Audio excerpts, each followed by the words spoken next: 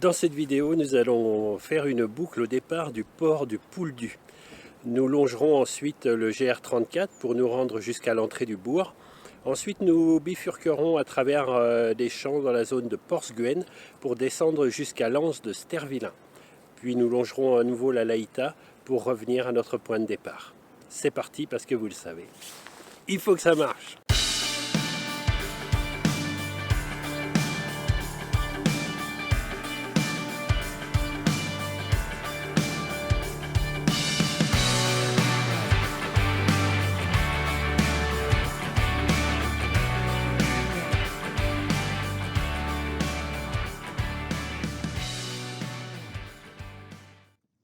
Bonjour, c'est Frédéric. Vous le savez, je pratique la marche parce que j'ai un problème cardiaque, j'ai une cardiomyopathie hypertrophique et ça fait partie de mon traitement. Voilà, je prends plaisir à vous emmener avec moi et aujourd'hui nous nous trouvons sur la commune du Pouldu. Comme je vous l'ai dit en introduction, le Pouldu, c'est une commune que j'ai longtemps ignorée parce qu'on passe régulièrement à côté sans vraiment s'y arrêter quand on revient du Finistère par exemple. Et puis un jour, justement, en faisant de la marche, j'ai parcouru le Pouldu en marchant. Et là, je suis tombé sous le charme parce que c'est vraiment un endroit qui mérite d'être découvert et surtout en marchant. Donc je vous propose aujourd'hui une boucle d'environ 7 km. Tout simplement, on longe le GR34 et puis après on arrive sur la commune du Pouldu et on coupe à travers champs pour rejoindre les bords de la Laïta. Nous en profiterons pour nous intéresser à l'histoire du Pouldu et en particulier ce qui l'a rendu célèbre, à savoir la venue de ses peintres.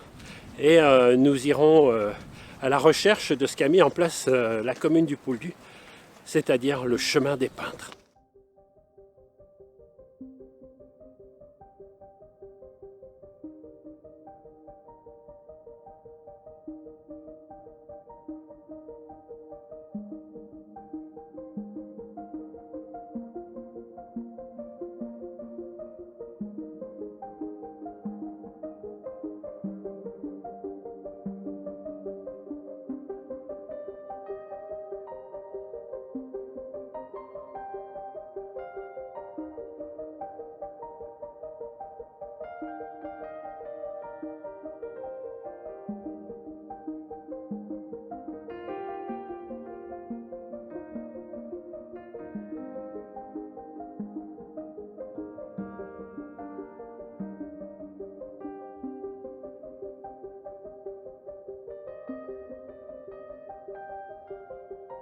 Cette tour servait à l'origine de support à un mât de 15 mètres placé au centre du toit.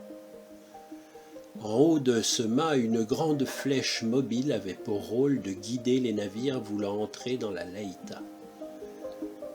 Le mât pilote permit d'éviter de nombreux naufrages sur cette redoutable barre du Pouldu. Il a été désaffecté en 1924.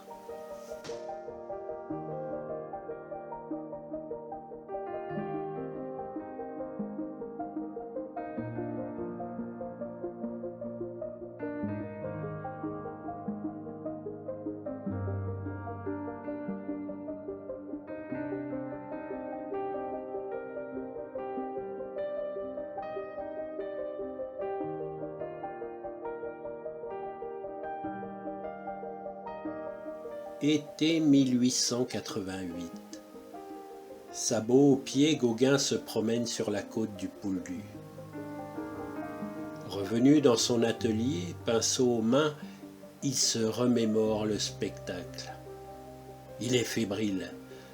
Pas de ciel, pas de premier plan, pas de perspective. Le point de vue est plongeant, tout est aplani.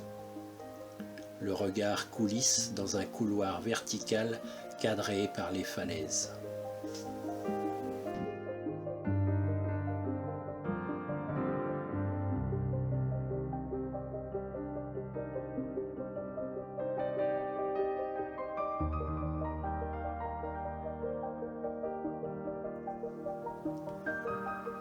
Créer sans copier la nature.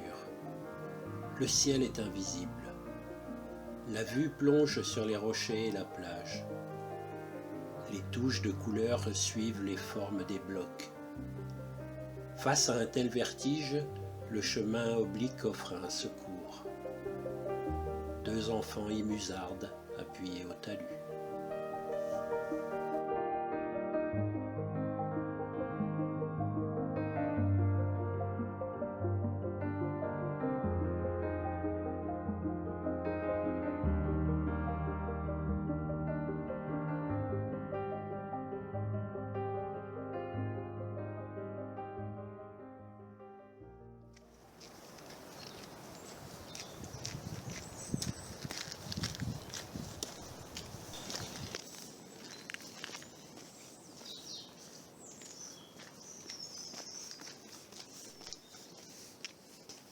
Le Hollandais Meyer de Haan rejoint Gauguin au Pouldu.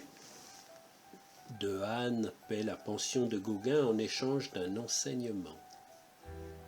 Les deux artistes peignent souvent le même sujet, comme cette ferme.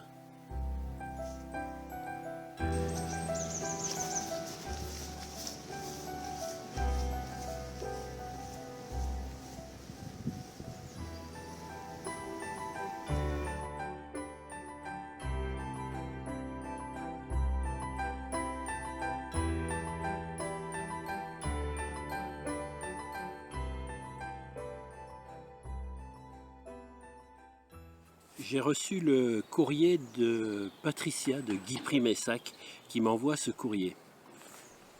Bonjour Frédéric, je suis désespérément seule.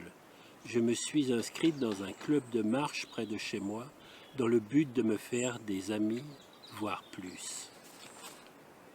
Alors Patricia, c'est vrai qu'ici on parle des problèmes de cœur, mais des problèmes cardio.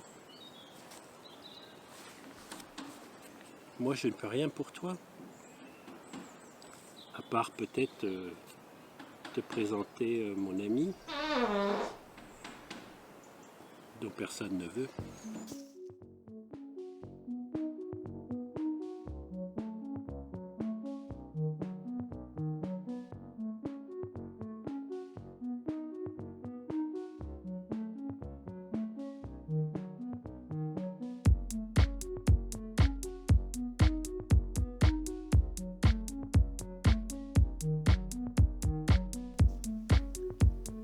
Henri Moret est un solitaire.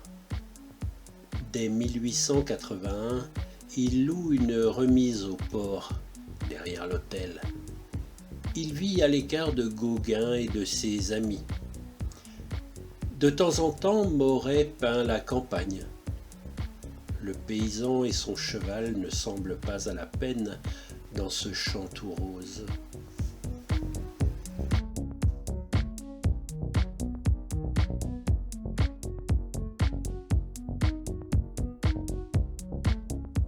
On vient de faire un petit passage où ça montait un petit peu. Et tout de suite, on ressent un petit peu d'essoufflement. Il est temps pour nous de faire un petit point, comme on le fait à chaque fois, sur les maladies cardiaques. Et aujourd'hui, je voudrais vous parler de la cardiomyopathie hypertrophique, que je connais bien, parce que vous savez, c'est cette maladie qu'on m'a détectée dernièrement. Et qu'est-ce que c'est la cardiomyopathie hypertrophique? Donc c'est une hypertrophie d'un muscle, et ce muscle c'est le cœur tout simplement. Alors est-ce que ça veut dire que le cœur a une taille démesurée? Eh bien, pas sur sa totalité, ça dépend des personnes, mais des parties du cœur sont trop développées.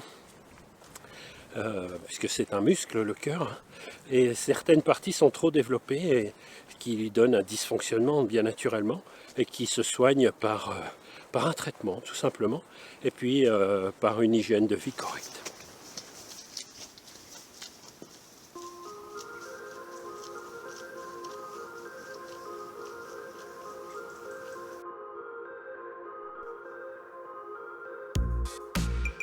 En descendant ce chemin, j'imaginais que Gauguin m'avait précédé ici même.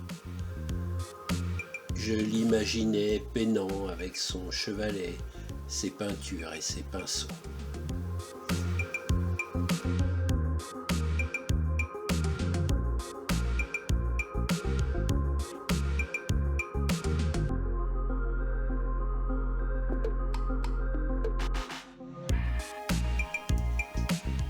Gauguin aime les paysages ruraux et plus encore les arbres. Écrans végétaux créant un cadre intimiste ou arbres émondés à la chevelure étrange et ébouriffée. Il les étudie, les dessine, les plie aux besoins du cadrage. Ils sont encore là, les saules de Gauguin.